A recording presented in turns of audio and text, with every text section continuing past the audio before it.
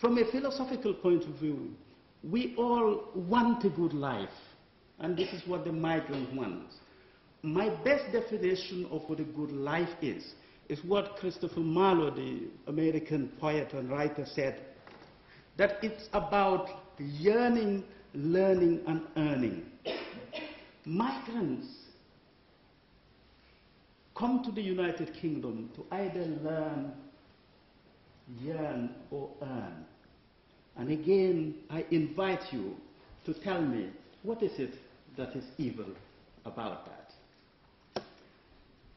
We look at the issue of, thank you.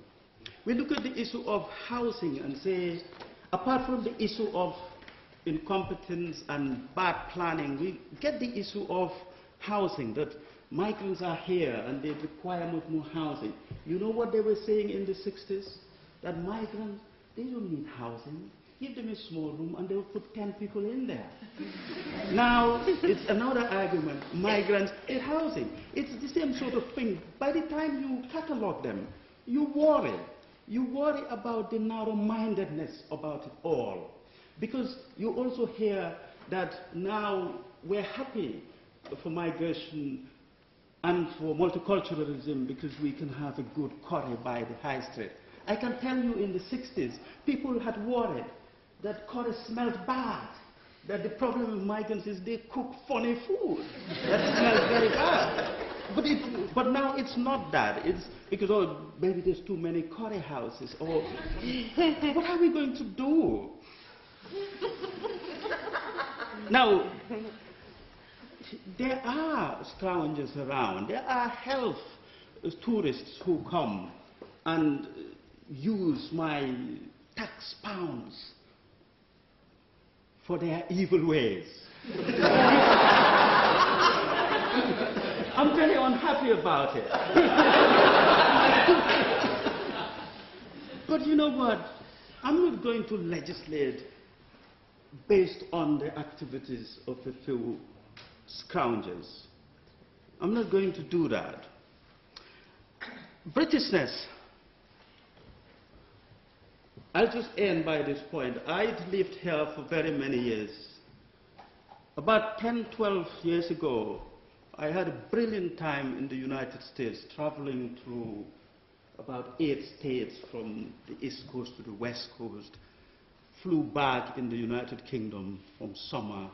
My last stop was California. It was bright and it was beautiful. The buildings were sparkling. I didn't carry a British passport then. I have since swore allegiance to Her Majesty, by the way. And I came and I joined the long queue, which said everyone else. And of course, I was given a rough time. What is it you want to do here? And I begged them to let me go back to deepest Mitcham. And they did. And I got out and I got a taxi. The taxi driver was badly mannered. I asked him, he was smoking. I asked him, do you mind? He said no. And he kept smoking. And I got stuck in traffic. It was raining. And I felt very happy. You know what? I realized that Britain is my home. And I had come back home. And I remember that I had caught myself several times before being annoyed about everything. You know what? It's because I care. Before that, I didn't care. I thought I was passing. But I knew it was my home. I cared.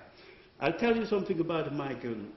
They have already ventured and traveled, and they have, in many cases, made a choice. So I'll end by saying my view about migration and the debate of migration is a bit like English grammar. The present is very tense. The past is imperfect. I pray that the future will be more participative. Thank you.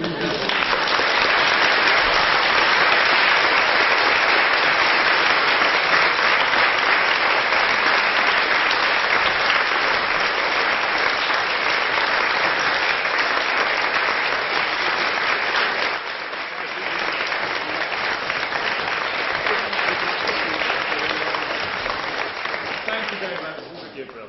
Now all that is left for this evening is for you to cast your judgment on what you believe and on what you've heard. So, eyes to the right, nose to the left, abstentions down the middle. Thank you.